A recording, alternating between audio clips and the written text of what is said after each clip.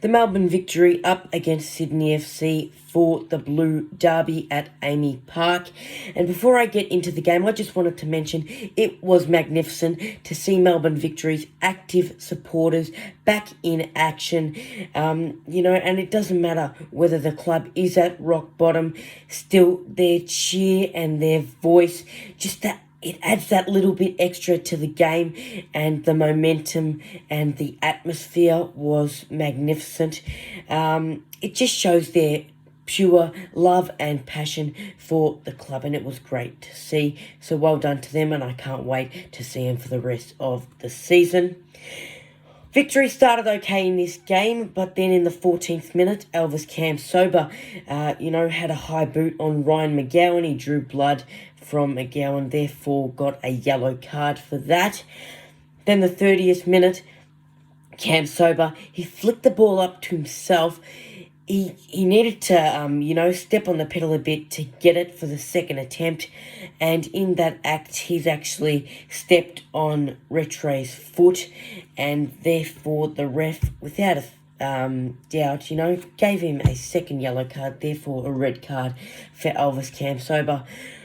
Both of those calls were controversial. But, it is what it is at the end of the day.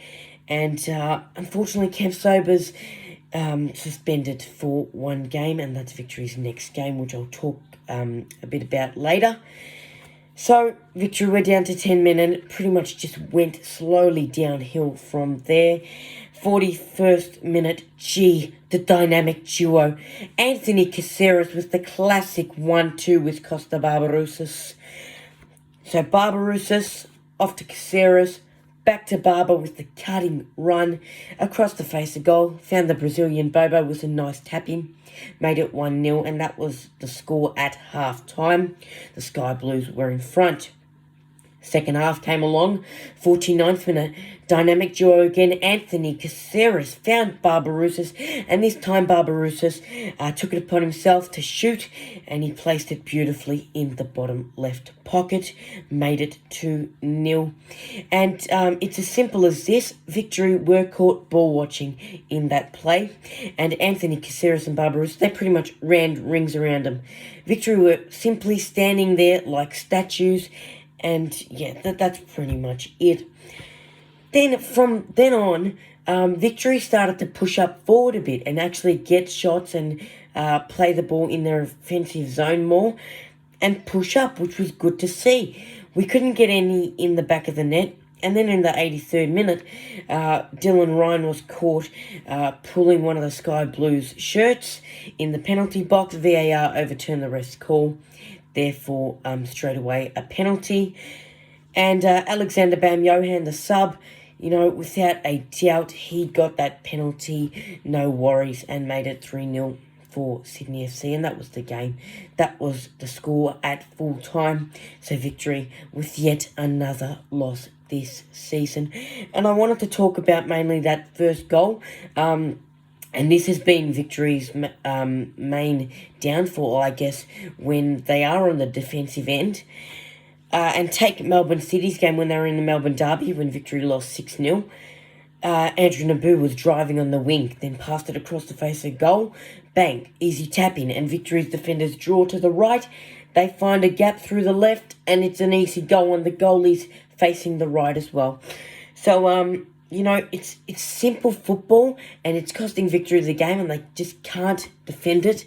I want to talk about Robbie Cruz mainly, and this really, really got me. I was a bit frustrated, actually. So Robbie Cruz wore the armband in this game, the captain's armband. Obviously, Broxham out with injury, and he was subbed off in the second half. And his team was down 2-0. He slouched down on the bench, took off the armband and threw it down to the floor. How immature. That's disrespectful. And that is just childish. You don't just sook. And you've done it before early on in the season. Robbie's done this before. And when you wear that armband, you wear it with pride. You wear it with respect.